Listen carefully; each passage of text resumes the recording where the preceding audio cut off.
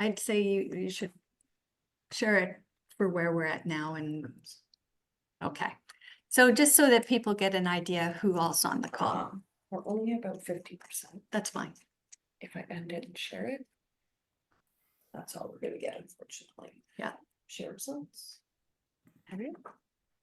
So, looks like, if you want to scroll down through the results, that primarily participation from the east of end of the watershed, although we do have one participant from Lanark Highlands.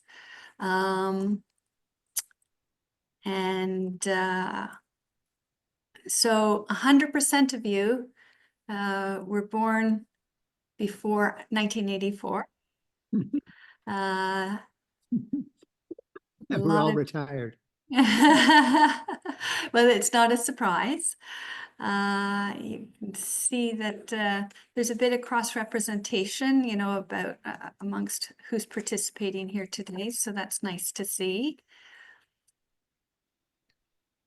And For some reason, Sally, yes, I'm in North Frontenac. And I don't seem to have appeared as a percentage, maybe because I'm so well, thin or something.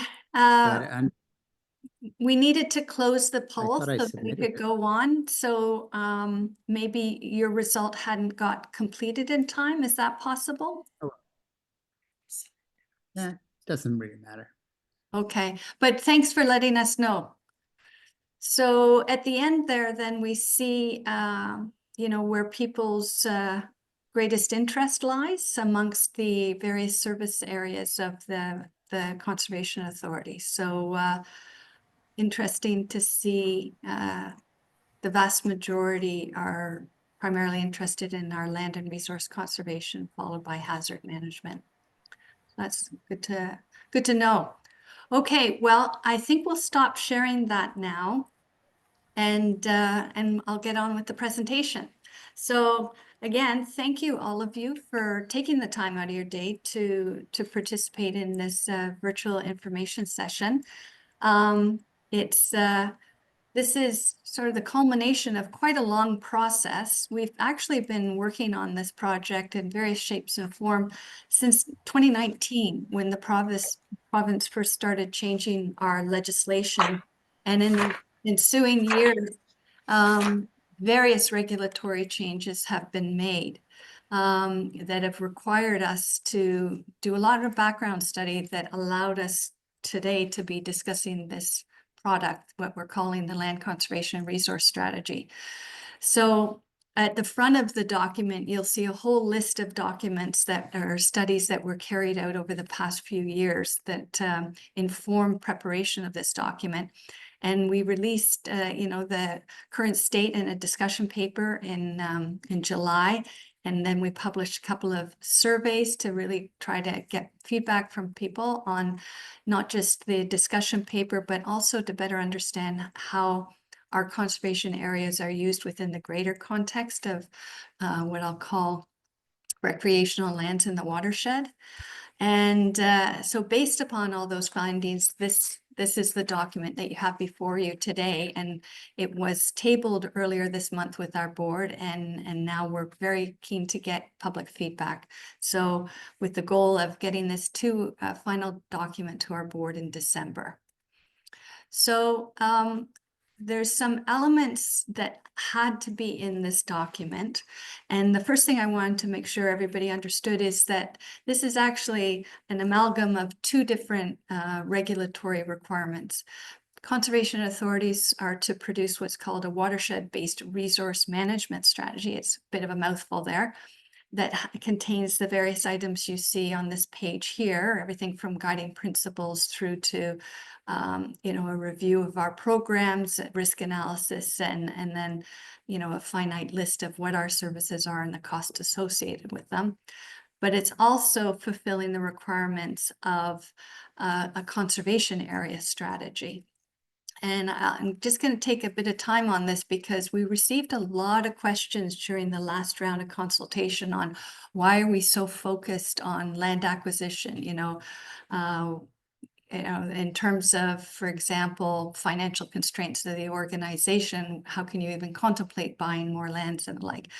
So I wanted to clarify for everybody that we actually had to answer this question. It was a requirement of the conservation area strategy that we develop policies around acquisition and disposition of land, that we contemplate how our lands integrate and function with other natural heritage lands within the watershed, and lastly, how they integrate or could contribute to that inventory of resources within the watershed.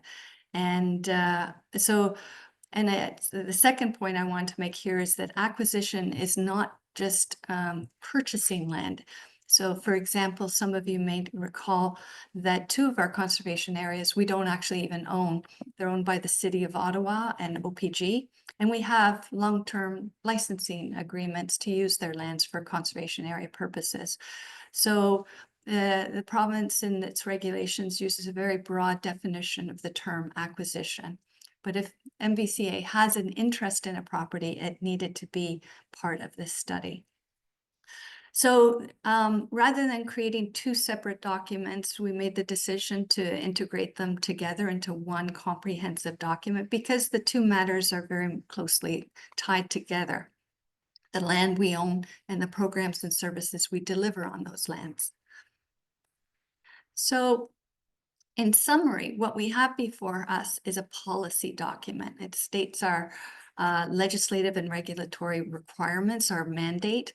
It provides the context for how we're delivering on our mandate within this jurisdiction of MVCA, our geography, our demographics, our, you know, what the specific issues are on the ground here. And then it documents our business lines or our programs and services and our goals and objectives for those, the gaps that I look at, you know, could see today and how we're delivering on those programs and services, how we propose to address them, and then a policy framework to guide future decision making, so that not only, you know, the board and staff here at MVCA have a good foundation of knowledge of what business are we in, why are we doing it, how are we doing it, and the like, but also to provide transparency to the community on what we're doing and how we're doing it, etc. So once this document is approved, it will help to inform then our 5-year corporate strategic plan.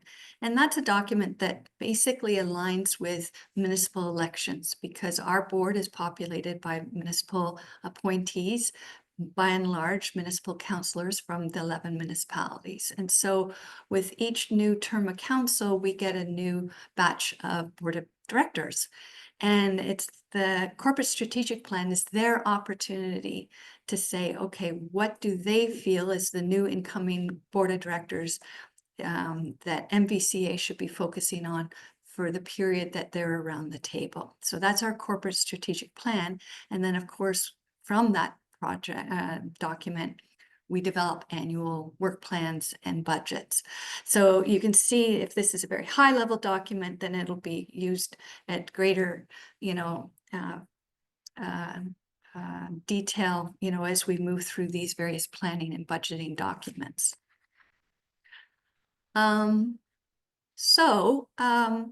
During the previous phase of consultation, we did do 2 surveys, and I won't have time today to go through all the results, but I just wanted to flag for you that we did get pretty good responses. We got 84 responses on the discussion paper survey, which I personally, having done public consultation for quite frankly 30, 40 years almost, found respectable for such a, you know, some would say an esoteric kind of thing, like a corporate strategic, you know, document of this nature.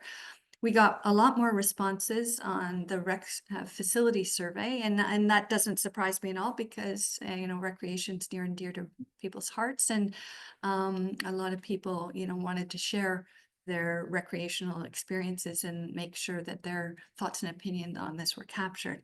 So if you want to follow up and learn more about the results of those surveys and associated study, you just go on to the current initiatives page for this project, and you'll see on the right under links, you can click on those and see where you'll find the results of that work. So I will take a few minutes, though, to share some highlights from those with you.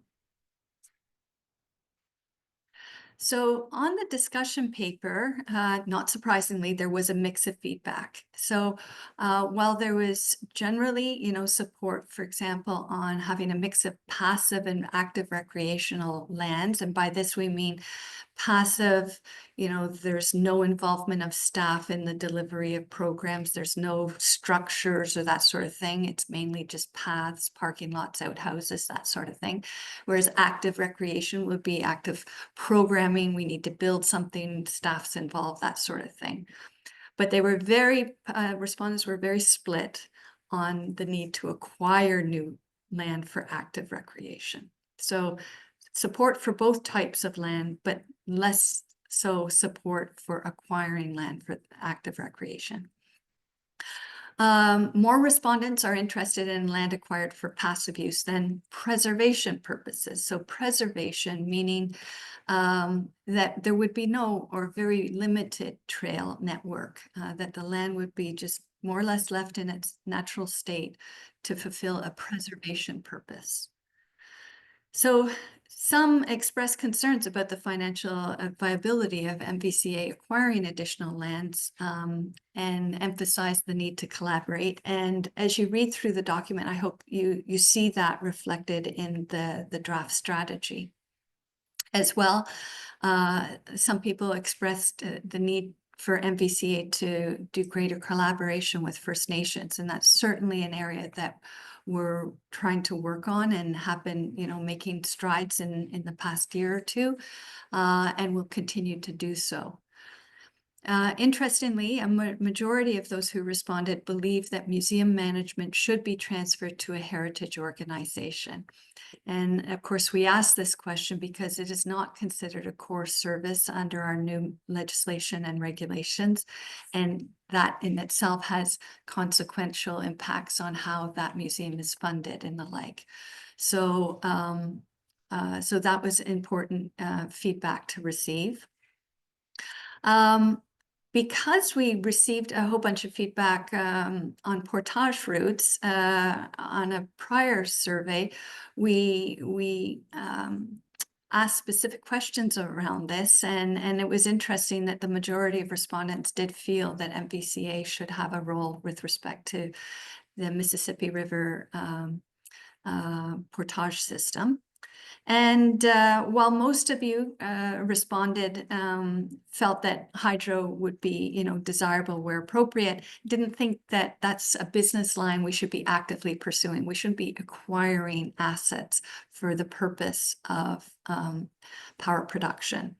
And then lastly, most felt that we should continue to manage dams that serve recreational purposes, and that if that's their sole purpose, we need to be looking at potentially alternative cost recovery approaches for how we are paying for the operations, maintenance, and ultimately for the renewal of those assets.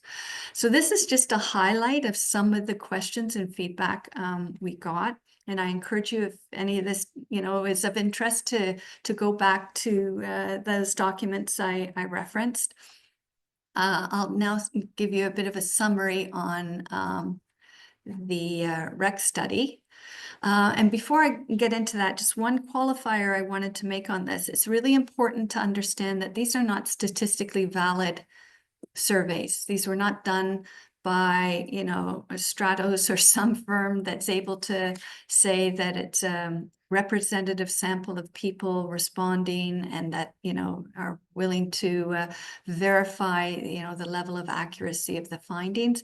These are surveys that we published on Facebook and on our webpage and the like, and people self-identified to populate them. So it's really important for us as, the consumers of this, as well as you hearing these results, to understand that the people who self-identified to complete the survey, this is how they felt. Okay, so with that in mind, getting into the REC study and survey findings, some background from the study work that we did is that population growth in our watershed jurisdiction has increased over 200% over 35 years, or an average rate of 5% per year. And this is really important because there has not been an equivalent growth in large conservation area like parks, hiking, walking trails, and tent camping sites. And this really comes through in the analysis you'll find in that recreational study. So the intensity of those historic and current facilities has increased at our conservation areas from 300 to 900 people per hectare over that period. So this is getting at sort of the demand side of the equation, that the population that we're serving, or that all of us in terms of municipalities, county, province, federal government, everyone who owns large parkland in the jurisdiction are seeing this intensification of use of our facilities. The availability campsites in the watershed has gone from roughly 70 persons per campsite to 190 over the same period.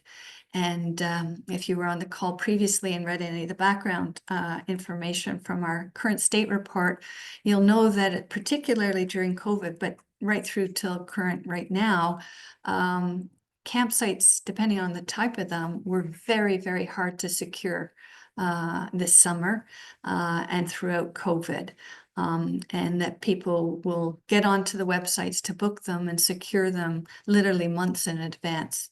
So 53% of respondents agreed and 35% disagreed that more facilities are needed to support walking, hiking activities. Respondents were 50-50 split on whether more facilities are needed to support boating and other watercraft activities. One of the things that was interesting on this is that it became evident as we started to see survey results come in that probably, and it's hard to tell with certainty, but we got the impression that a lot of people are accessing the water based upon the docks at the end of their own properties, right? If they're waterfront property owners. So we saw less uptake or use of public docks than we expected. But again, that could be just strictly a result of who chose to respond to the survey, right? 57% of respondents agreed and 28% disagreed that more facilities are needed in the watershed to support tent camping. One of the additional pieces of feedback we got during discussions around this was that with the aging population and changing demographic, the nature of the campsites and the demand for the different types of campsites has evolved. And I certainly know this myself, is that I'm less keen on tent camping than I was 40 years ago. And that there hasn't necessarily been an evolution of the type of campgrounds available, particularly at provincial parks and the like, to respond to that changing demographic and demand within the watershed. So is it that we need more, or we need a different type, with some of the feedback we got? And then, not surprisingly, the most used trails are those very close to home that people are going to, before work or after dinner or whatever the case may be. And therefore, it's really important that at the municipal level, that as our communities grow, that we're definitely planning and designing into those subdivisions opportunities for walking trails. And then lastly, amongst the respondents, the top 3 sites for walking and hiking were our Milliken Tail, the Ottawa Valley Rail Trail, and the Riverwalk Trail in Carleton Place. Again, recognizing that it's a function of who responded to the survey, but it was really nice, obviously, for us to see the Milliken Tail as one of the top 3 sites. So the last bit of survey results that I wanted to provide with you to you today are the features that people value at their top sites. And because this we take as sort of our mandate going forward. This is what people want. They want to be able to visit a site that's within 30 minutes of home, that has easy parking, that's quiet, secluded, has privacy, that has a variety of trail routes and distances and terrain, that ideally has water and vistas, and wildlife viewing opportunities. And lastly, people want dogs on leashes. And so when I think about our conservation areas, this is what we offer. And so I took comfort in seeing that what we are providing as a product, as a conservation authority, is what people are looking for.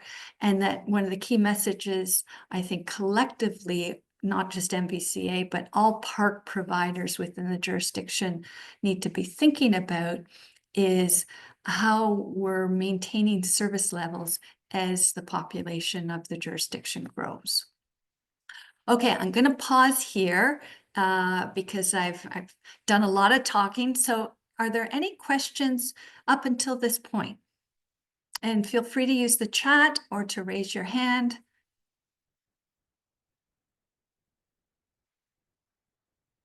No?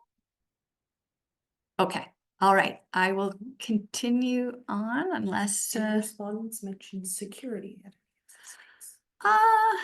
So the question is from E. O'Driscoll was, did respondents mention security at any sites? And I don't recall that coming up. Do you recall security coming up? The only thing was dogs off leash needing to be policed. Right. I don't know if people heard Kelly, but she was just saying some people were concerned about policing of dogs off leash, that they wanted to emphasize the need for us to be vigilant on that.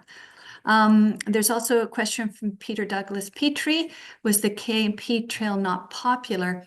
I don't know that it wasn't popular, but it wasn't within the top 3 sites that people identified. We'd have to go back into the details of the survey results, which we don't necessarily have time to do right now. But Peter, I encourage you to look at the results that you can find on our website there, under the links. Anybody have any other questions? Okay, given that there's no more questions, I'm going to keep going. So, I mentioned off the top business lines, which in our regulation are called programs and services. So these are the programs and services that are captured in this strategy. And for all of them, we state goals, objectives, the gaps, the actions we're taking or could take, and then that policy framework. It's a very large document, so I can't get into it all today. So what I'm going to do is just focus in on goals and objectives, and then encourage you to, whichever these subject matters you're most interested in, then delve into those sections and provide us comments back on those. So I'm going to get going then. So under hazard management, you'll see there's 3 topics, and under land and resource conservation 5, and under other services there's 3. So I do break them down into these category headings. So starting with flood forecasting and warning, which are subcategory of hazard management. Our mandate and what you just need as users of the watershed is timely and accurate information and warnings regarding watershed conditions and how to protect yourself and your property. That's first and foremost a core mandate that all conservation authorities across the province need to be delivering on. So regardless of whether they have conservation areas, regardless of whether or not they operate dams, every conservation authority is required to deliver flood forecasting and warning. So that's our goal. So to deliver on that, we need to make sure that all our gauges and that we have throughout the system are reliable and accurate, that our management of them are, in terms of our short and long-term analysis, are meeting quality standards of the industry. that are models that we develop that help us to show how when water, falls on the watershed or as the snow melts, how that water flows down through the system, where it floods, where it, cascades, and how much backwater affecting we're getting. Those models help us to understand how we need to be operating the system. So the degree of sophistication of those models influences, the ability of us to operate those dams as best as possible, given the weather conditions that we're operating under. Then specifically, conservation authorities are also directed to work with municipalities to coordinate drought response. And this is for fairly obvious reasons. The water flows downhill and it affects all 11 municipalities. And if there's a requirement to do restricted withdrawals, it needs to be coordinated. And so that coordination role falls to the Conservation Authority. Individual municipalities may put, watering bans or other things in place, but it needs to be done within a coordinated fashion across the watershed. As well, we need to be working with our member municipalities on emergency planning. Municipalities are responsible for doing the emergency response, but we're the ones that need to be contacting them, letting them know. And this starts back in midwinter, in January, we're giving them updates on what we're anticipating this freshet to be like, based upon weather patterns, snowpack, etc. So we are there in a support role to them so they can do the prep work so that they are able to mitigate the impacts within their jurisdiction and respond effectively to it. And but we also have an education role to the greater population, and that is to help individual landowners and residents to understand the risk and to properly protect themselves from those risks. And in some cases that may be to, advise people of a risk of flooding on their particular road. And then it's up to the individual to take action or not action as they determine. And then lastly, we regularly get questions and calls from the public on, water levels and risks, et cetera. And so we want to make sure that we're delivering, timely information, accurately information to people in accordance with our customer service policy. So that's our flood forecasting warning role, and it's common to all conservation authorities across Ontario. Similarly, are our mapping and regulation functions. So we are required by the province to delineate natural hazards and to regulate development within those areas identified on our mapping. So ultimately, our goal is to ensure that the development does not occur in those regulated areas unless we've properly assessed and permitted that activity. But from a consumer, user perspective, we want to be seen as a fair and responsive regulator. That we work with landowners to see what the art of the possible is, and to help them to find a workable solution that is not going to put their investment at risk. So there are a host of objectives here. The ones I wanted to flag are that we now have a regulatory requirement that we have to update those maps, whatever maps we have, to do so annually. And we need to make sure that our historical data is readily available because, as I'm sure you're familiar, properties get bought, they get sold, and over time, invariably people lose that, I'll call it corporate memory, but that memory of what that lot or that subdivision experienced historically in terms of flooding or drought or whatever the case may be. So it's really important to us as an organization providing permitting services that we're able to have ready access to that information so that we can engage with the current property owners with a bit of a discussion on what that property has seen historically, what permits were issued, et cetera. So not unlike many other organizations, we're still in transition of moving from paper to digital. While all current operations are digital, we still have a backlog of paper records that we need to digitize and make readily accessible so that we can have that kind of conversation with people coming in today. The other thing that we've been facing in recent years because of the legislative change and the regulatory changes, we've had regulatory changes every year for the past 5 years. So we need to make sure that our policies are being kept up to date. And that's a big deal because it's those policies that inform our permitting processes. So we need to make sure that our policies are compliant and that they're understandable and transparent to people. Do we have a question I here? do have a question. How does the MVC's role and mandate fit into the integrated water management plan for all the tributary rivers and the Ottawa River in the Ottawa River watershed? How does MVC's role tie into ORRPB's mandate? Okay, Annette and David, I can see you on my screen. Can one of you give me a thumbs up if you heard what Kelly just said? You can just give me literally a thumbs up.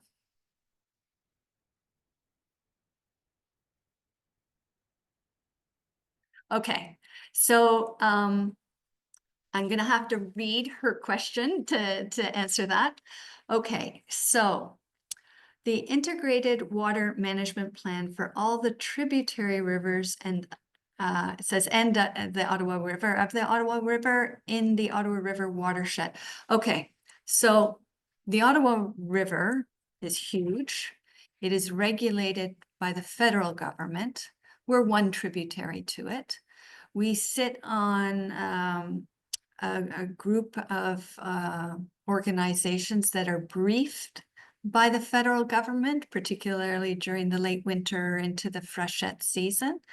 But it is a top-down organization and that the federal government, you know, oversees the regulation of the Ottawa River, and they are provided with our information to help inform their decision-making. So we're a data input and we have a seat at the table to listen to what they're going to do, but we have no effective control over what the federal government or the hydro operators do on the Ottawa River.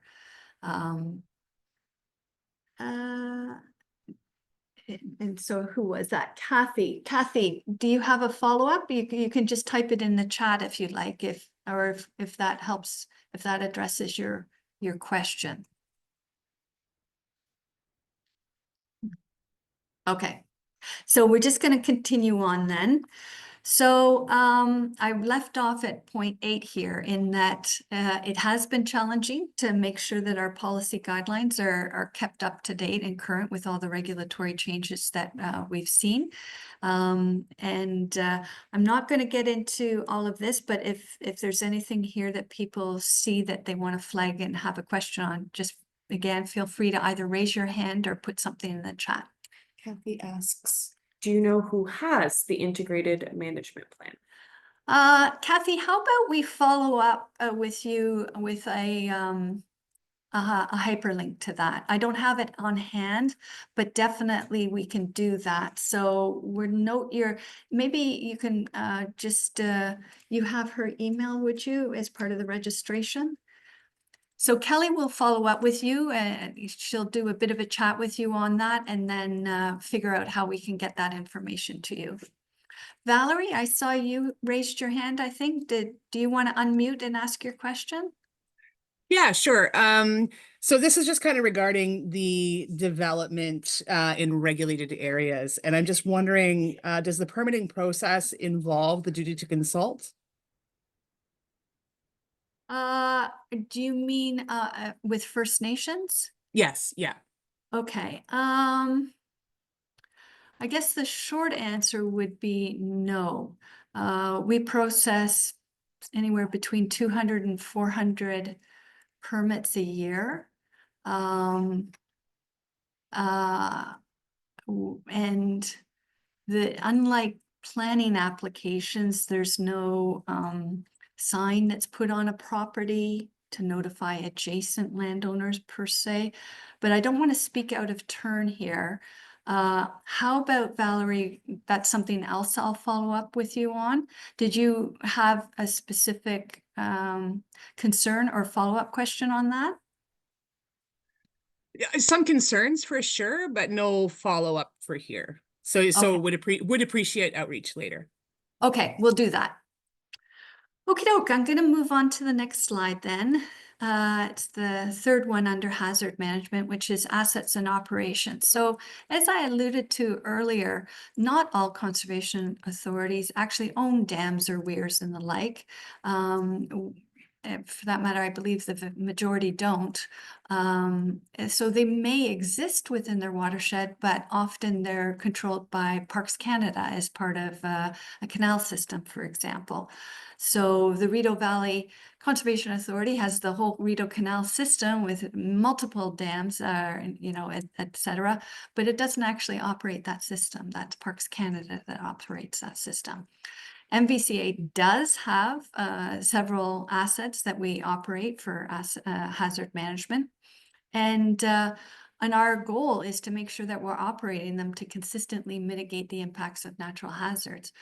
And it's important that we zero in on the word mitigate because we do not control Mother Nature, and all we can do at best is to mitigate the impacts. If Mother Nature sends us more water than our control structures can hold back or our storage facilities can hold, then the water is going to continue to flow down through the system and there's the potential for flooding. So we're always striving to mitigate it through, intelligent, informed model, modeling of the system that help us to understand which dam we should operate when to what degree. And on that, as the major asset owner and operator on the system, we would like for people to trust that, within reason, obviously, that we're doing a good job, that we are looking at the data and we're operating it in an intelligent, informed manner. And to that end, we have been publishing increasing the amount of information over the past few years on our website so that people have access to a lot of the data that we're looking at to inform those operations so that people can see the water levels across the watershed and what we're trying to manage in a constructive,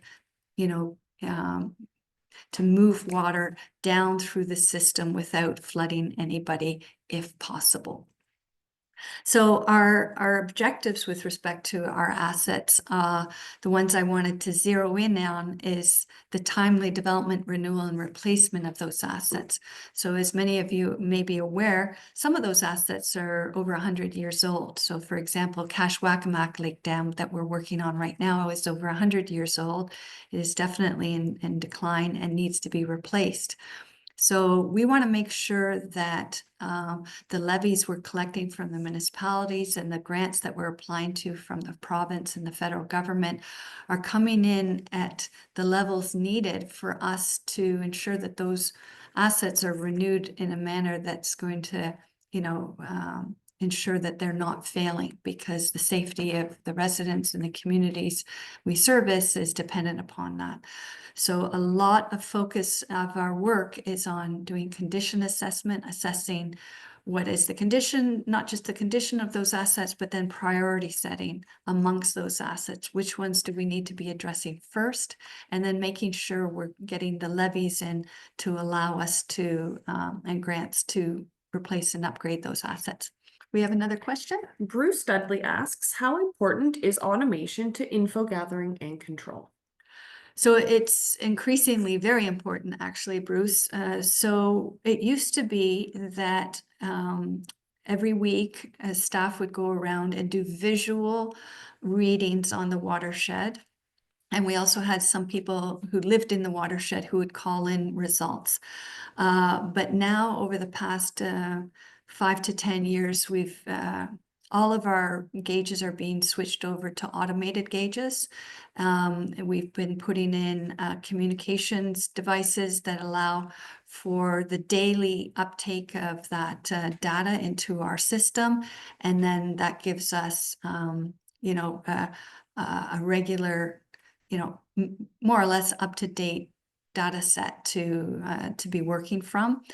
As well, our current model that we've been working on has a raster function, which effectively means that as we're obtaining weather data from different weather services, it's disaggregating what, says Smith Falls, Ontario, or Charlotte Lake, Ontario. It's disaggregating it across the watershed so we can see geographically how more than likely that water is going to land on the watershed, and therefore how we might need to be adapting our operations. So system automation and remote access to that data is critical to our enhanced operation of the system.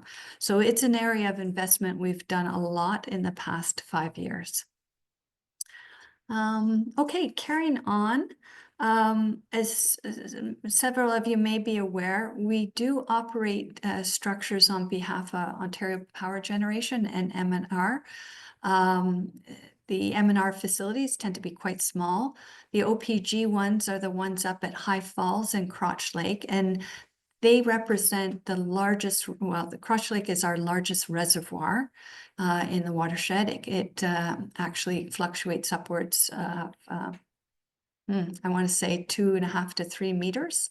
So there's a good deal amount of storage in that lake. And High Falls is where the power generation station is of OPG.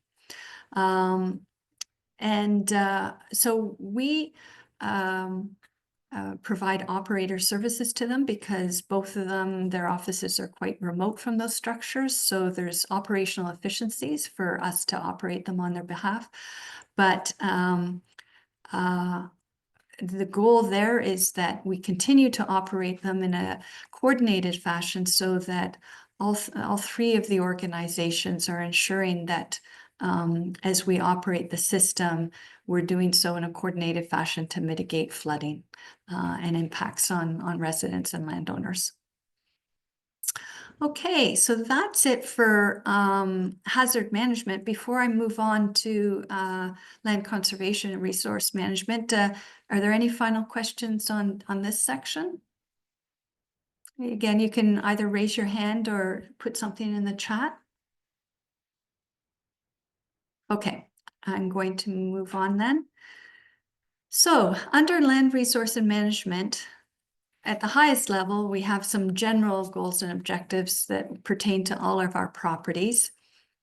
The primary goal is that natural resources of the Mississippi Carp and Ottawa River watersheds, and many of you might not know, but though we're called Mississippi Valley Conservation Authority, we actually have jurisdiction over a larger area that includes the entirety of the Carp River, which is in the city of Ottawa, as well as the waterfront that basically runs from downstream of Ironprior to Shirley's Bay in the city of Ottawa. So we want to make sure that the natural resources in those watersheds are managed sustainably for the enjoyment and welfare of current and future generations, and that we use our land as an opportunity for reconciliation with First Nations.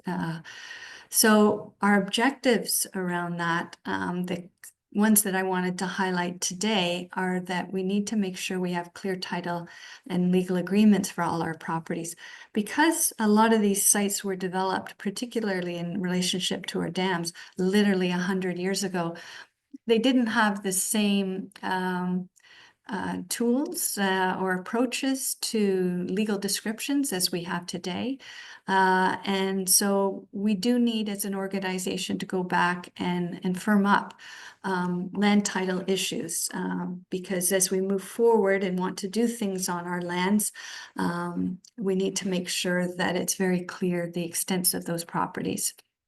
We also need to make sure that we have board-approved plans for all of our properties, because as we were going through this work over the past few years, I discovered that we own properties I didn't know we owned, and I didn't know why we owned them, and I didn't know what we were owning them, what our plans were for those properties.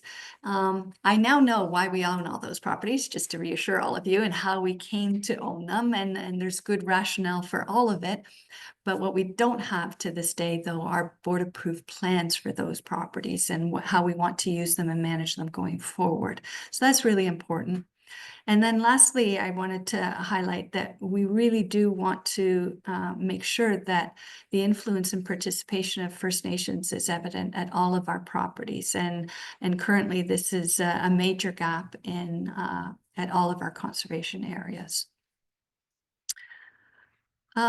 Moving on to conservation areas specific. So all of those goals and objectives were for all of our properties, but as it relates to conservation areas, we want to make sure that we're providing opportunities for walking, hiking, and solitude in a natural setting and contribute to the quality of life and sustainability of the watershed. And that goal is directly based upon the feedback we got from the surveys, and best encapsulates, the core of what we're wanting our conservation areas to be. And then secondly, that the conservation areas are accessible to all.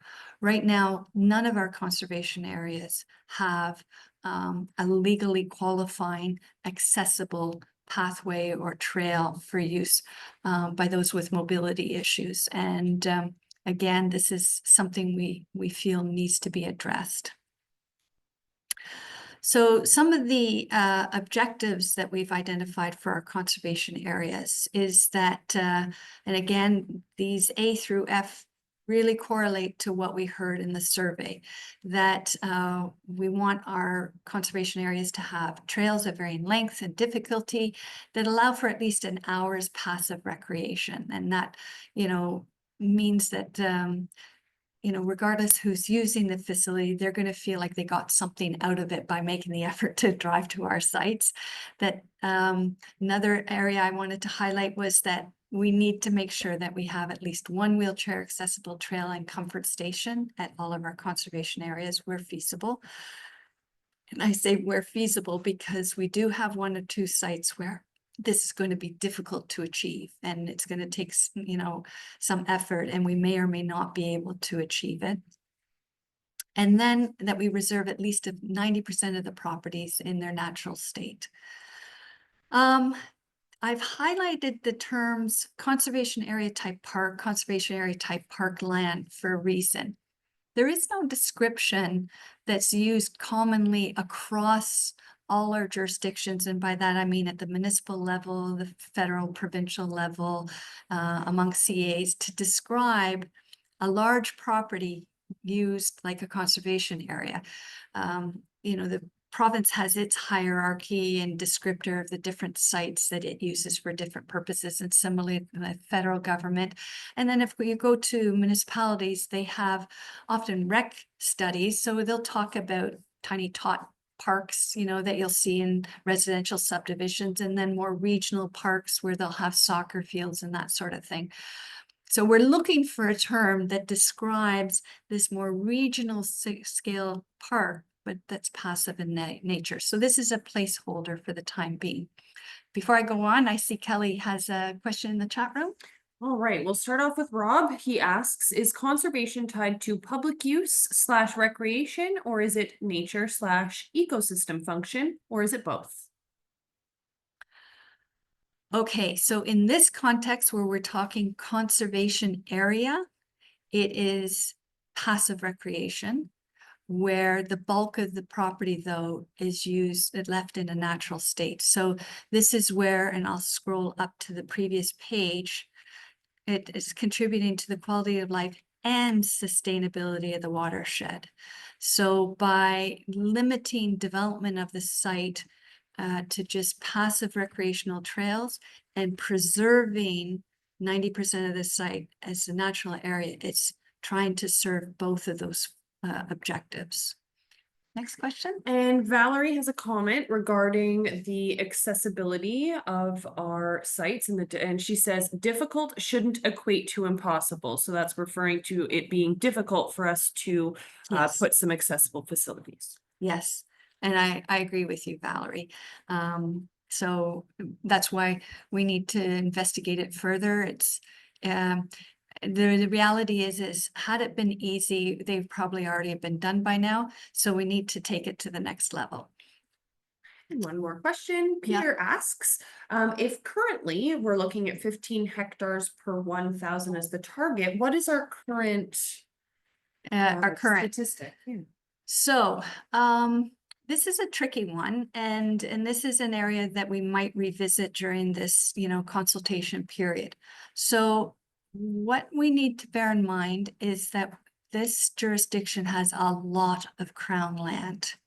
If you were to compare our jurisdiction to other jurisdictions, we actually have a lot of public land that's available. The question is it in the form that is useful to people to use? And that a lot of that crown land isn't necessarily developed for passive recreational trails.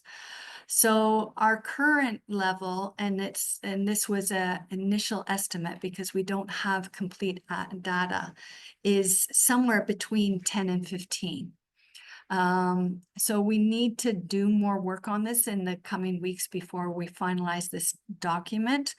But this was a first blush number that we wanted to get in the report to start to engage with people on this conversation. Okay, so the last thing I want to flag under the objectives for our conservation areas is to recognize that, and this we don't necessarily need to be the provider of the land.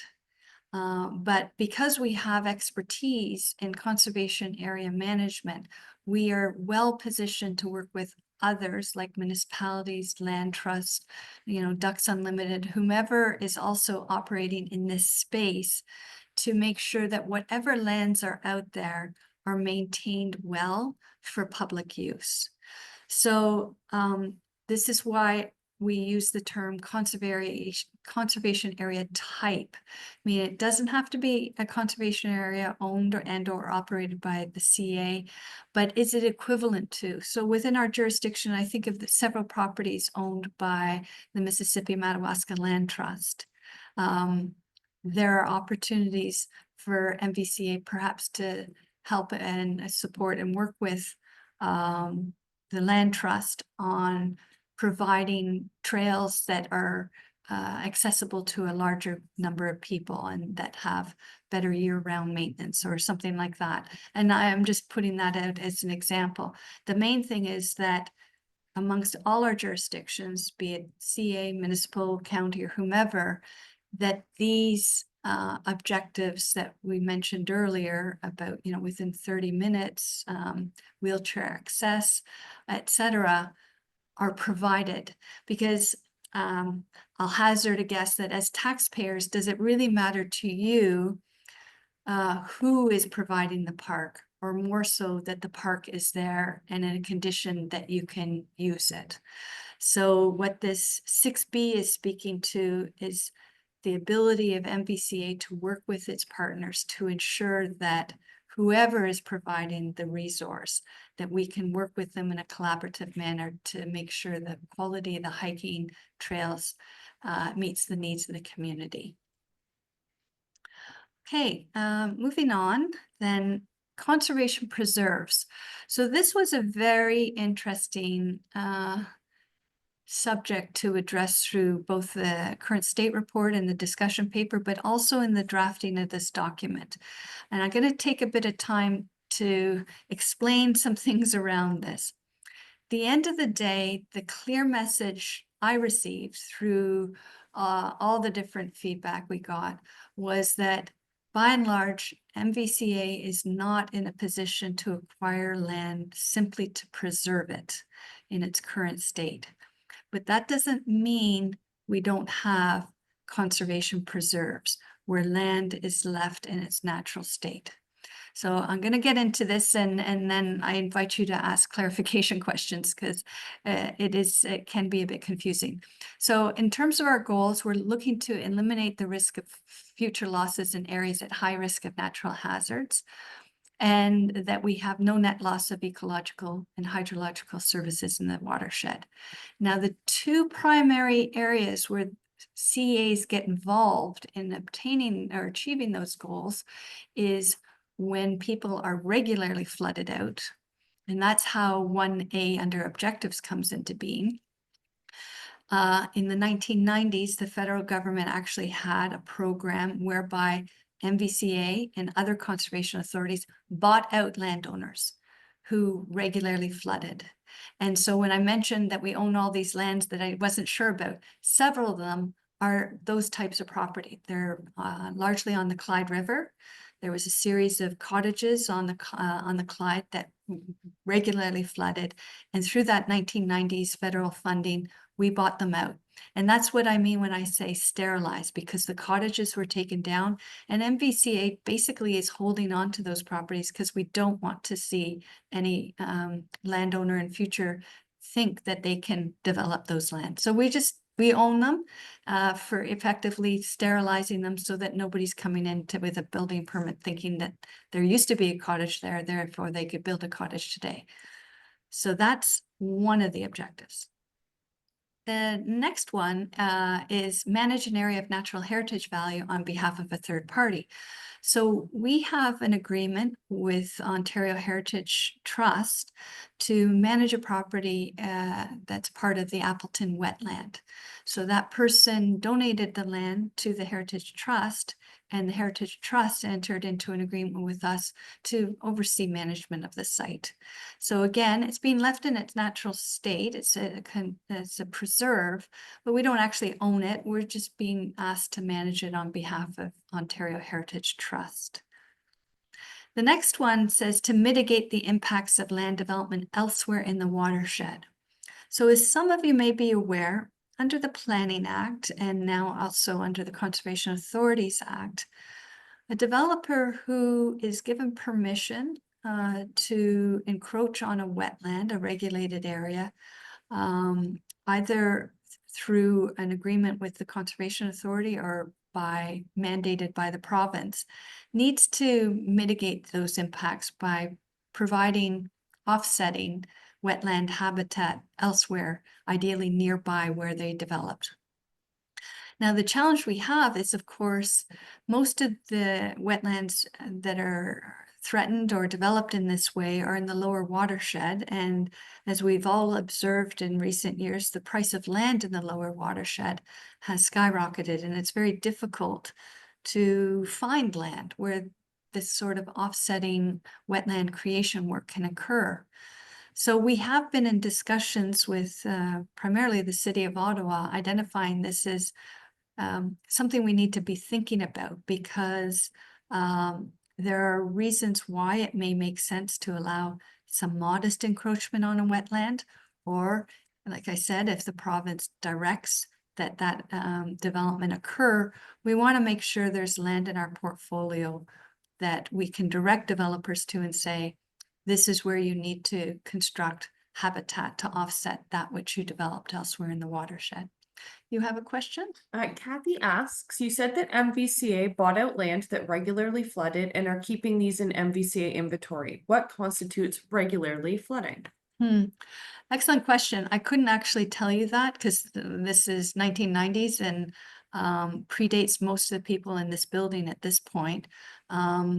But, you know, it's something I can look into. That program is now long gone. We don't do this anymore. The province has not, or the federal government have not approved buyouts in response to the 2017 and 2019 flooding. So it might be a bit of a moot point at this point because there's no money to do this kind of work in it at this time. There's a follow-up or? Rob asks a new question. He says, does MVC recommend preservation of land via acquisition to other departments if they cannot purchase them themselves? Do you assess the landscape, find these areas, or participate in higher levels of assessment? So if somebody comes into MVCA and has a property they want to sell or donate to us, we do look at it, but by and large, we pass them to other organizations. We do not have a budget or a reserve for acquisition of land. So if people are wanting to sell us property, we do not have the wherewithal to buy it.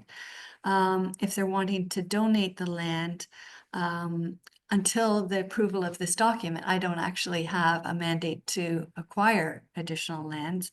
And then this document also sets out a process by which we would do that. So there hasn't been the decision-making framework to really do that until now. That said, it is a potential going forward. But in the meantime, what we have been doing is primarily passing those properties or contacts to either MMLT, the Mississippi Madawaska Land Trust, or to Ducks, or to another land trust operating in the watershed. Okay, so I'm going to go back to the conservation preserves. The last one is to protect or develop natural carbon sinks using GHG reduction funding mechanisms. So we don't have, as I mentioned, the financial resources to buy land strictly for conservation.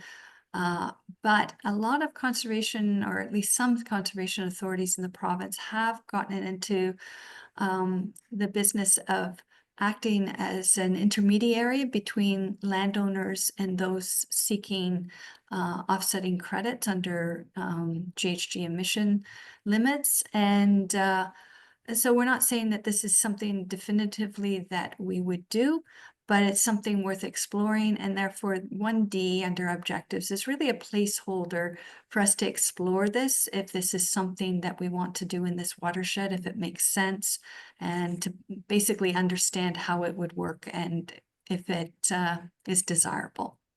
There's a question? Valerie asks, could a natural hazard in this context be anything other than flooding? Yes, natural hazards includes not just flooding, but also unstable slopes and unstable soils. So erosion in association with water systems. So in a riverine environment, you can see a total realignment of the river over time due to erosion. So any development near water needs to have appropriate setbacks to ensure that as that river naturally evolves, that whatever is developed is not compromised. And then secondarily is unstable soils. So a lot of people are familiar with Leda clay and marine clays, which are unstable soils. It's less prevalent in our jurisdiction, but we definitely do have some in the lower watershed. It's very common in South Nation's watershed, south and downstream, you know, on the Ottawa River from here, in far eastern parts of Ontario. So the mapping that we need to be preparing needs to address all three. So because the largest risk in our jurisdiction has always been flooding and erosion, that's where our efforts have focused. But we are working in collaboration with RVCA, the Rideau Valley Conservation Authority, the city, and South Nation on a policy framework and mapping exercise to better delineate and communicate with people on the unstable soils. Okay. Oh, we have a great big question here. Okay. All right, Barbara says, now that the Bodnar lands are being developed in Carleton Place, there's an increase of hard surface where there was once natural filtering. Is water testing being stepped up for source water protection? It's the first question. Second question, with all of the development happening around Mississippi Lake above the river to Carleton Place, there must be more monitoring for algae blooms, etc. With all of the development happening in Beckwith Township, the percentage of urban developed land in Beckwith must be increasing quite quickly. How is MVCA dealing with this? In 2020, the watersheds area was only 9.3% of Beckwith's population. Is there a maximum percentage agreed upon for the protection of the watershed? Okay, so that's a lot of excellent questions there, Barbara. So I'm going to start with the first one. So source water protection is about, for those who aren't familiar, is about protecting what land is developed in proximity to, in the case of Carleton Place, surface water intake to the water purification plant here just downstream of where we are at MVCA's offices, or in relationship to a well, such as the wells that service the community of Elmont or Carp in the city of Ottawa. So It's a land use planning regulation intended to make sure that land uses on those properties are not posing a high degree of risk to those water intakes should a spill of any kind occur on those properties. So it's less about water monitoring and it's about land use planning and control. And it falls in the jurisdiction of the municipalities, but the municipalities can enlist the support of conservation authorities in the administration of those planning regulations. It's a risk management plan that landowners within those proximity of those intakes have to prepare if they want to develop their land for specific uses or if they're already and currently in a certain type of use. So for example, at some point in time where we're sitting right here may have been grazed by cattle, and yet we're just literally maybe 500 meters upstream of the water intake for Carleton Place. The prior landowner, if they were grazing cattle here, would have to be doing a risk management plan and submitting that to the municipality. So conservation authorities, and we work in partnership with our VCA on this, would be working with the town of Carleton Place to make sure that that landowner had an appropriate risk management plan for their property. If you could go back to the questions. So the next one about the algae blooms. So we did a study in 2018, 19, 20, I think were the years that we were doing it, where we did a modeling of Mississippi Lake to identify where, what conditions were that we felt would be precede an algae bloom event and where on the lake algae blooms were most likely. And we don't monitor for that. It's usually by observation by the people on the lake. That's not in our mandate to do per se.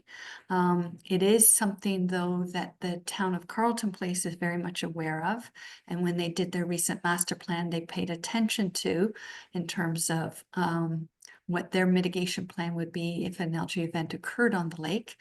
It's MECP, which is the Ministry of Environment, Conservation and Parks, the provincial government that is responsible to responding to algae blooms because they're viewed as a spill.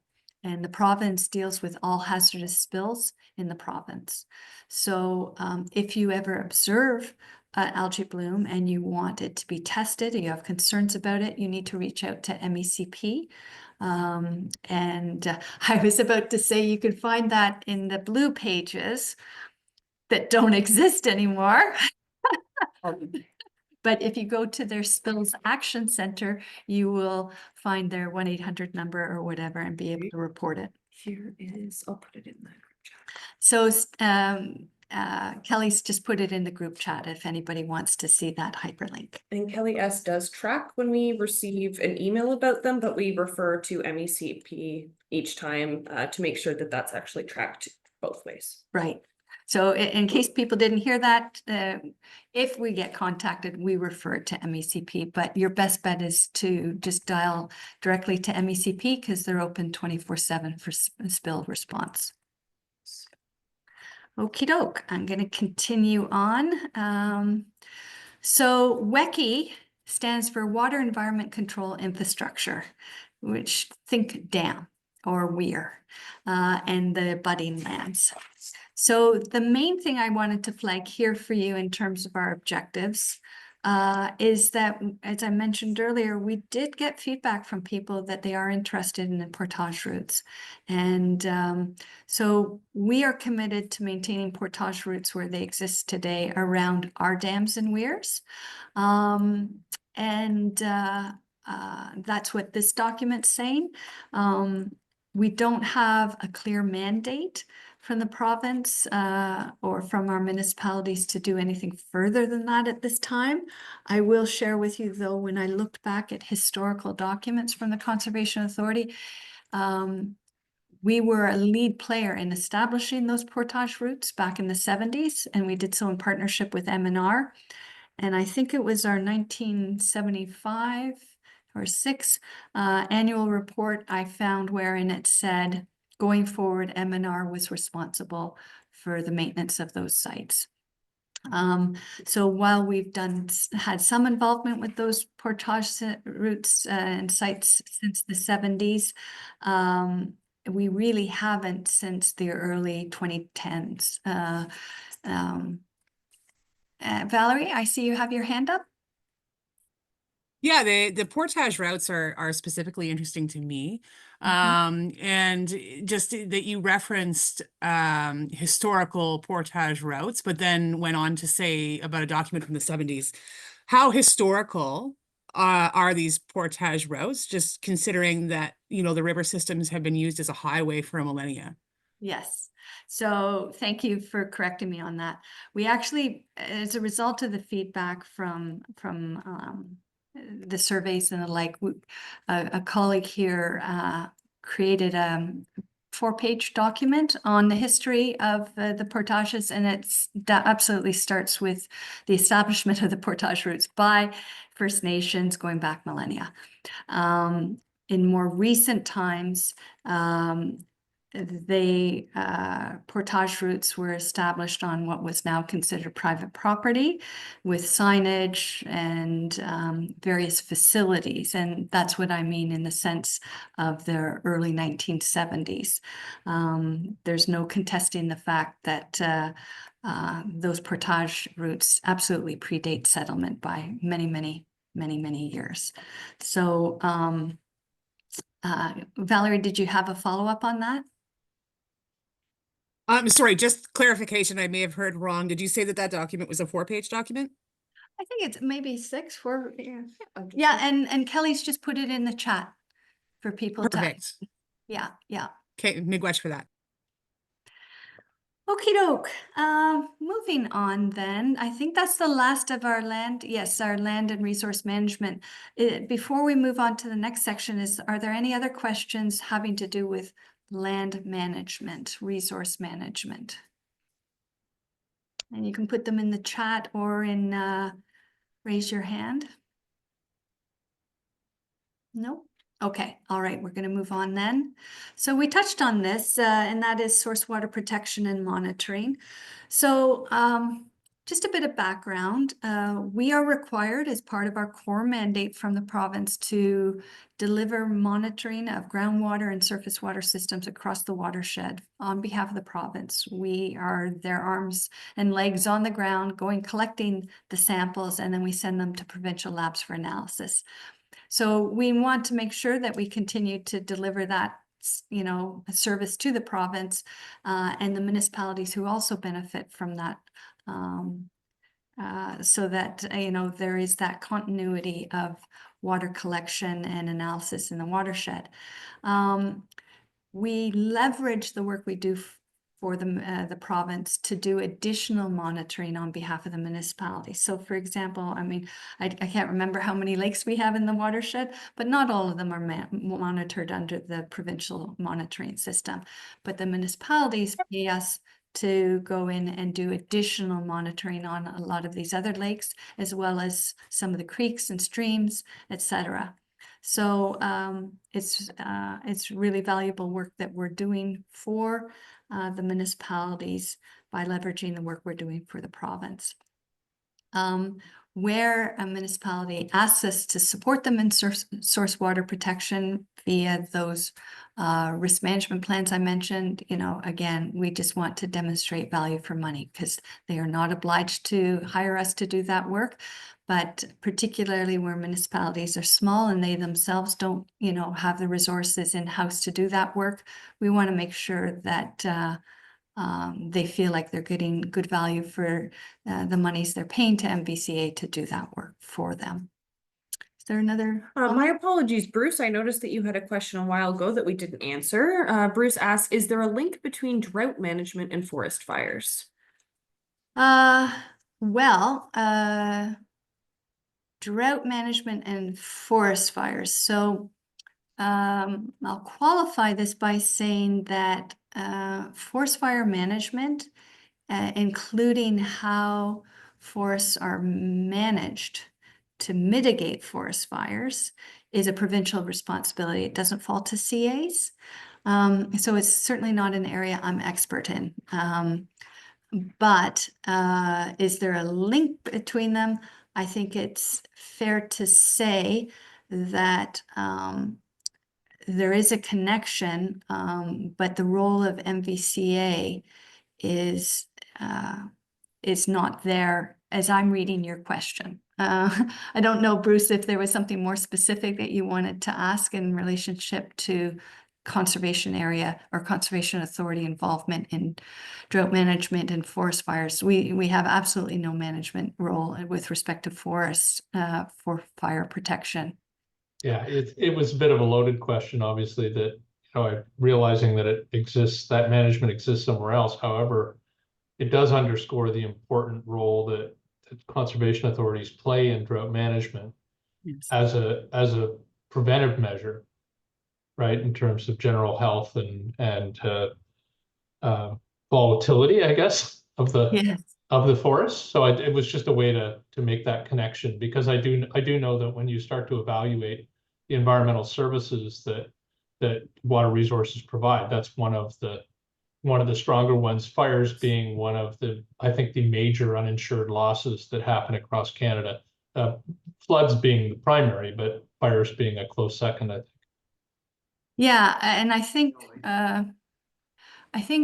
there is increasing awareness of and understanding of the importance that natural systems play in both flood mitigation and drought mitigation. Certainly, this is something we've been emphasizing with respect to wetland protection. Recently in the news, there was talk about some work and challenges we've had west of Stittsville in the lower watershed. Yeah. And upstream of a community of 40,000 people. And it's really important to maintain those wetlands and forests because they absorb the surplus water during wet weather, and they also provide for slow release of that water under dry conditions. Yeah. So, yeah, thank you for raising that, Bruce. Thank you.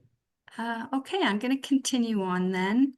So now, under education and outreach, this is a program that we're in the process of reinstituting, and we're also very cognizant that this is something we need to do more of, not just for the fun side of it, but that we need to really address issues just like what Bruce and I were chatting about in terms of how watersheds function, the individual's role and our role in how that watershed functions. And so I mentioned earlier in the presentation about we don't control what Mother Nature does, but we have the ability to collect good information, to develop sophisticated models so that we can do, quality predictive analysis that allows us to refine how we operate the system to best mitigate the impacts of those weather systems as they come down through the watershed. So we want to make sure that people understand that we don't have control over them because we want, and the vagaries that occur amongst Mother Nature, you may not have seen it in your lifetime. You may have never seen it, in your parents' lifetime. That does not mean de facto that it will never happen. It just means you've never seen it happen. And so we need to do a much better job in getting messaging out that resonates with people. And so on that, you'll see under the objectives, we want to make it much more locally relevant, useful, and accessible. And by local, I mean tailoring our communications by locale within the jurisdiction, that it's not just watershed-wide information, that it's targeted for people on the Carp or people in Sharbot Lake or people in Almont, so that it resonates with them, that it's locally relevant, they can see why it should matter to them and better understand what we're doing to mitigate those risks, but also what they need to be doing to mitigate those risks. But also, and when I mentioned about reinstituting our education program, during COVID, we had to shut down our education program. And this year, we reinstituted our summer camp program. And we just went to the board last week and got approval to increase our education program for the community and young people. And so on that, you know, we want to make it engaging, hands-on and fun, and we want people to learn at a very early age the challenges that we're facing. But then the fun parts of it too. Onto stewardship. We have a fairly comprehensive stewardship program now. It's evolved over the years, but the goal of the stewardship program is to really protect all these resources by working with landowners to making, you know, meaningful improvements to their properties and their practices. And so the stewardship programs are largely subsidized through a combination of municipal levy, grants, and donations that we receive as an organization. And they allow us to do any number of those types of projects that you see listed under the objectives, be it shoreline habitat or wetland restoration or recovery, enhanced forest management, etc. So, you know, we'd like to grow this program because we want to empower people to do good things on their properties. And we really hope over time that as we're able to potentially get more grants and donations to support this, that we'll be able to help more landowners do this good work. So lastly is our visitor services program at the Milliken Tail. So I don't know how many of you have visited the Milliken Tail, but it's our most developed conservation area. In addition to having, you know, beautiful hiking paths and the like, it also has heritage buildings. It has within one of those buildings, the museum, and then the other one, the archives for the museum. We have outdoor recreational facilities, you know, jungle gyms and that sort of thing. So our goal for that property is to, you know, sustainably manage it and the buildings for current and future generations. There's a lot of history at that site and a lot of beautiful resources that we want to continue to operate and maintain. And we want it to continue to be a top 10 destination in Lanark County. It's a real draw to the community. It's an economic development, you know, value to Lanark County. So some of our goals is to, you know, enhance the level of service year round, you know, so that we have enhanced programming year round. But also provide for greater self-guided opportunities for people. One of the things I think we're all familiar with is that things are getting more expensive, and we're wanting to make sure that we're providing affordable opportunities for people to enjoy these resources. But if we're to do that, as you'll see under item 5, we need to really broaden the sources and value of the revenues we're gaining from other sources to make sure that we can continue to sustainably deliver those programs and services. And in part, that is going to require us to strengthen our relationships with the communities at large. And whether it's Friends of the Mill or whatever the case may be, we need to explore those opportunities to protect this resource for the community. So before I get into some concluding remarks, is there any questions people had on these last set of programs and services I was just chatting about? Just a lovely comment from Tracy. Says, absolutely love the Milliken Tail. We're grateful to have access to it. Thank you to everyone who cares for it. Thank you very much, Tracy. Really appreciate that. Okay, so Valerie has her hand up. oh, Valerie, yes, you had a comment or question? Yeah, it's just a question on the stewardship slide previous to this one. And just it appears that a lot of this these talks of stewardship are happening with landowners, but that First Nations really need to be included in those conversations as well. And to just highlight to you the importance of their inclusion in the stewardship conversations. Okay, Valerie, I'd love for us to have a follow-up conversation because I'd really like to explore that more with you. Absolutely. Feel free to reach out. Okay, super. Thanks, Valerie. We've got Bruce with his hand up and then one more question after. Okay, Bruce, go ahead. Yeah, I know it's obvious to everybody on the call, Sally, but you know, the reinstatement of the education programs is just so critically important. I mean, you can't you can't have people care about these nature and the natural resources if they don't understand them or are not taught to appreciate them. So I think it's great to hear that you guys are bringing those back, and anything that I can do to help with that. I just think it's so critically important. Terrific. Thank you so much, Bruce. All right, we have a question from Peter who says, I read somewhere that you can't meet your education and outreach demands. Plans to do so? Yes, is the short answer. I'll just summarize by saying it's been a challenging 5 years with all the legislative and regulatory changes, and this year we've had several deliverables, of which this is one to deliver on. We do have a communications and outreach plan, and we have made progress in recent years, but we know we need to do a lot more in this area. So my hope is that, once I've put this document, quite frankly, to bed, and move into the strategic planning phase with the current board, because we need to renew our 5-year strategic plan, is then we'll be able to focus in on some of these key areas where, quite frankly, we haven't been meeting the standard I'd like us to meet. So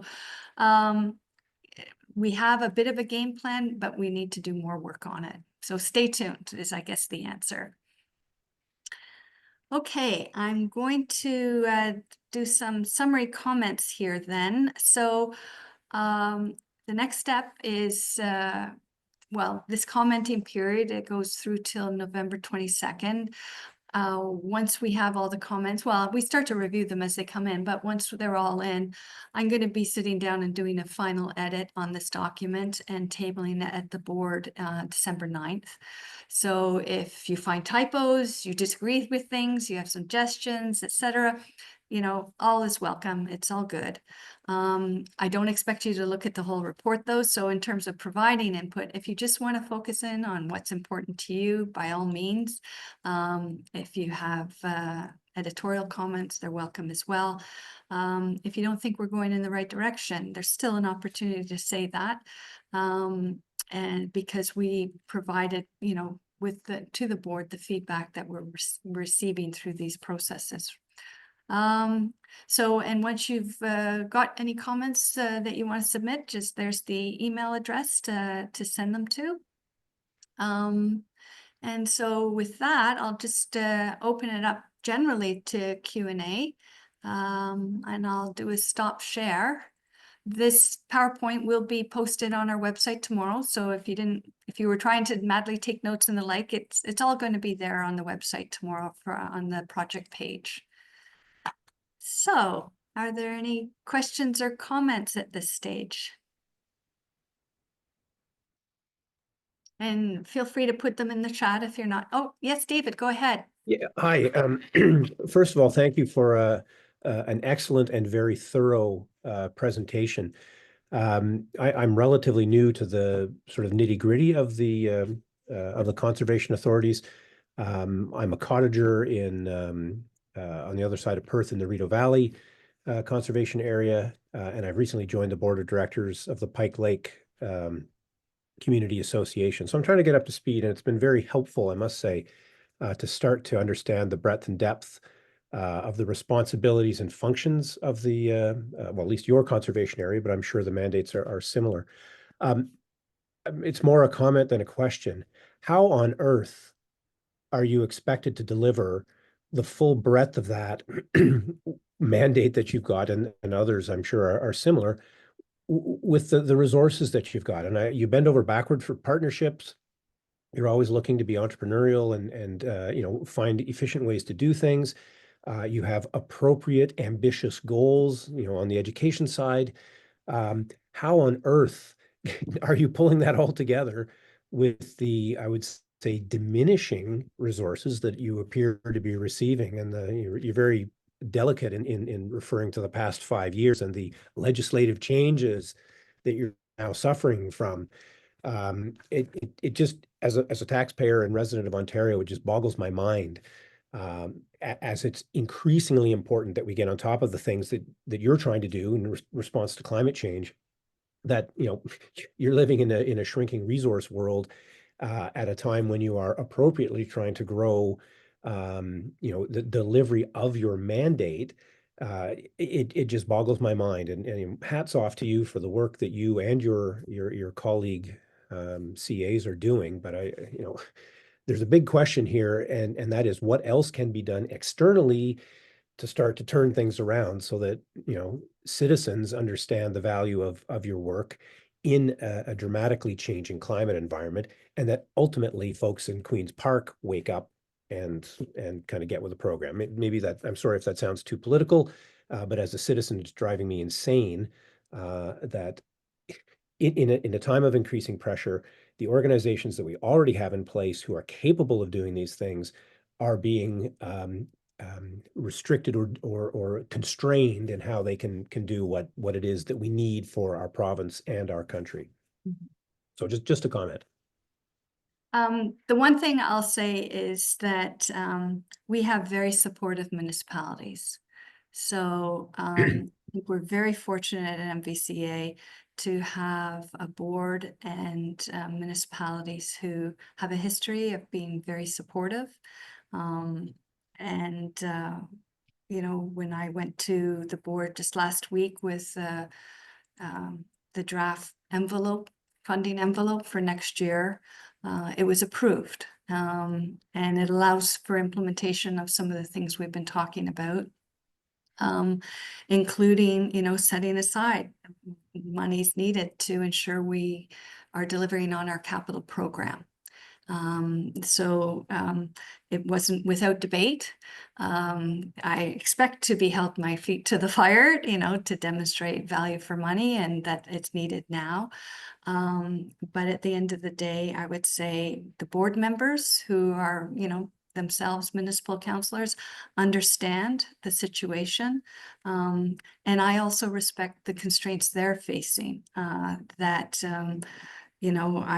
that meeting, they had all recently, or many of them had recently received notice regarding policing in their jurisdictions and potential cost increases there. So I think it is a period of challenge for all of our jurisdictions. And that's why the only path forward is collaboration. And being damn sure that we're not duplicating effort. And that's what a large part of this document is about, like who's best at doing what and let them do it. And then get out of the way and let them do it, right? And so I'm not interested in duplicating effort with others, but if we can be of assistance to others, then if we have the means to do so, then I want us to. So, but definitely appreciate your sentiments and understand your concerns. Yeah, thank you, and do please keep up the good work, and hopefully we'll see an improvement in the environment going forward, the fiscal environment, shall we say, yeah, just keep up the great work that you and collaborative colleagues are doing. We need it for the planet and for the future. Yeah, great, thank you. Kelly, did we have other questions or comments? We have Greg with his hand up. Greg, go ahead. Yeah, I have a question regarding trails that were mentioned earlier in the first part. I was a little late with my chat question, so I canceled it. It seems to me in some of the correspondence through the process here that the lack of facilities for mountain biking trails in the area was noted, and I thought those uses for the trails might have got a mention, but it didn't. And other conservation areas use it as a revenue generator. There are quite a few that allow mountain biking on their conservation areas, and they a lot of income from parking and trail pass fees. So was it not included for a reason, or it just wasn't one of the main things you guys were looking at? So a couple of comments in response. Number one, I guess, was that we weren't hearing enough of that it was a need as opposed to what people were valuing about what we are offering. because to the degree that you then allow mountain bikes into your conservation areas, you are potentially not able to achieve the same results, or objectives you're seeking for as passive recreational space. The other thing is just looking at our jurisdiction right north of our Milliken Tail site is a fairly large mountain bike facility. And as you head west in the watershed, there are tremendous opportunities for mountain biking, we believe, in a lot of those crown lands and or on the hydro corridors. So as it relates to our mandate and our lands and land management, we didn't see mountain bike facilities as a priority when there are other opportunities by other landowners to develop those kind of facilities. Okay, thank you. I was, yeah, who would I talk to about? Lanark County has 30 community forest areas that I think 2 of them have trails on them. And the county doesn't seem to be really interested in the recreational aspect of the properties. So is there someone I could have a discussion with at the Conservation Authority on maybe trying to get some kind of partnership going with the county on? So definitely we're looking to approach the county, potentially developing 1 or more of their sites for a conservation area, but they own, I want to say 4,000 hectares of land of county forests. They do have a county forest committee.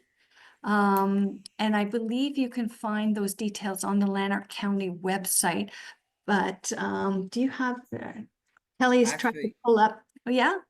I'm a recent addition to the Lanark County Trails Committee, so Ah, there you go. I know who to contact on that end, but who with the Conservation Authority would? Well, I'm probably Scott Larick. He's our property manager.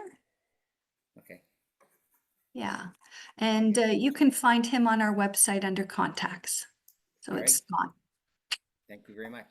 Okay, and do we have another question here? Or any other hands raised? I'm not seeing any. No?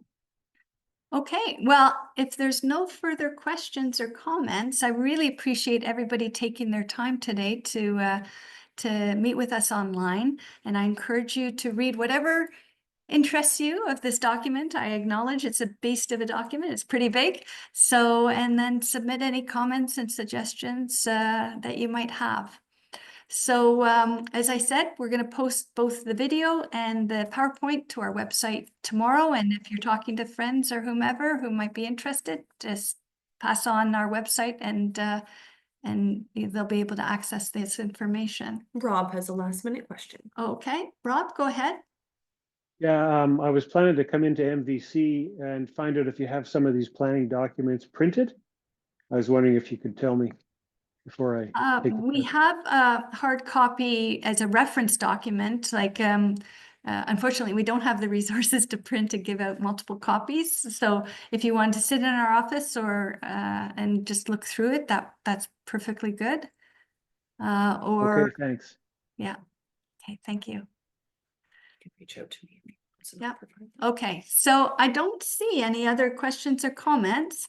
So thank you, everybody, and I wish you all a lovely evening. Bye-bye.